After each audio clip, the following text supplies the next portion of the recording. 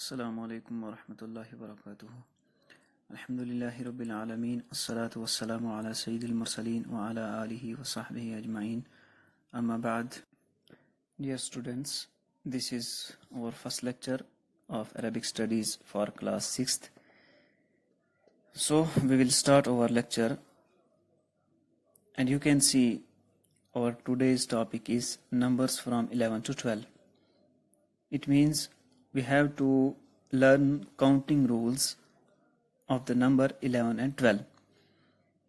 The numbers before it, that is from 1 to 10, we have read it in previous classes, and now we are going to read 11 to 12, inshallah. So as you can see, I have written here the numbers 11 and 12. That is, for masculine we call ahada ashara, that is 11, and for feminine ihda asharata for feminine, and 12 isna ashara, and for feminine isnata asharata. And we will write an example.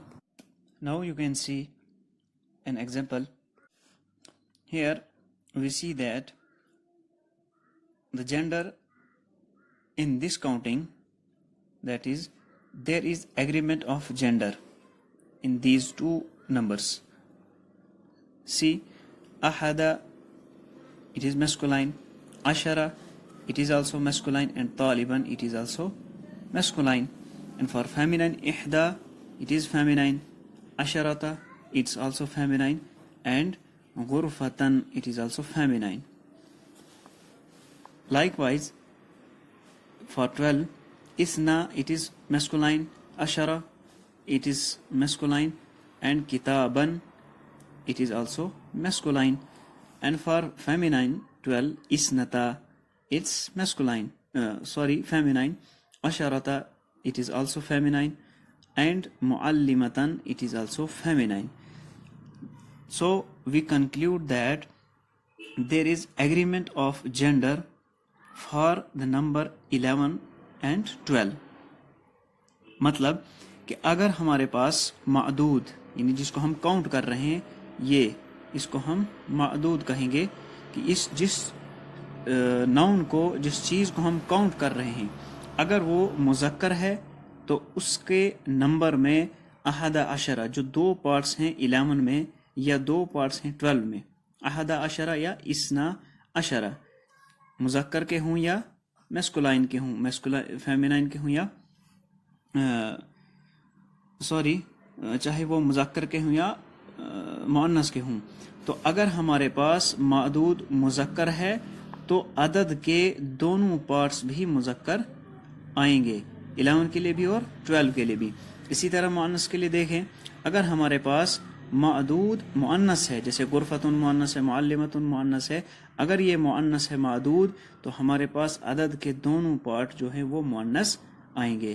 یہی اس کا مطلب ہے کہ عدد اور معدود ان دونوں میں gender کا ایگریمنٹ ہے، یعنی موافقت ہے۔ اب تھوڑا سا ہم ذرا یہ سمجھیں کہ معدود جو ہے، جس چیز کو ہم کاؤنٹ کر رہے ہیں، اس کے لیے کیا رول ہے۔ تو یہاں پہ دیکھیں اسٹوڈنٹس، میں نے جو ہے ایک رول لکھ دیا، یہ تو آپ کو یاد بھی ہوگا اور یاد کرنا پڑے گا کہ 11 کو کیا کہتے ہیں، احدہ عشرہ، اور 12 کو مسکولائن میں اسنا عشرہ، اور فیمینائن کو احدہ عشرتا اور اسنتا عشرتا۔ اب لیکن جو معدود ہے اس کا رول کیا ہے؟ اس کا رول یہ ہے کہ ایک تو سنگولر آئے گا، واحد، یہاں پہ دیکھیں معلمتن واحد ہے، اور ساتھ میں دیکھیں کیا ہے، تنوین، 2 زبر یعنی مفتوح، 2 زبر والے، دیکھیں معلمتن، غرفتن۔ اسی طرح مذکر میں دیکھیں طالبن، ٹھیک ہے، واحد، طالبن واحد، اور تنوین ہے مفتوح یعنی زبر والی تنوین ہے، تو کتابن بن گیا۔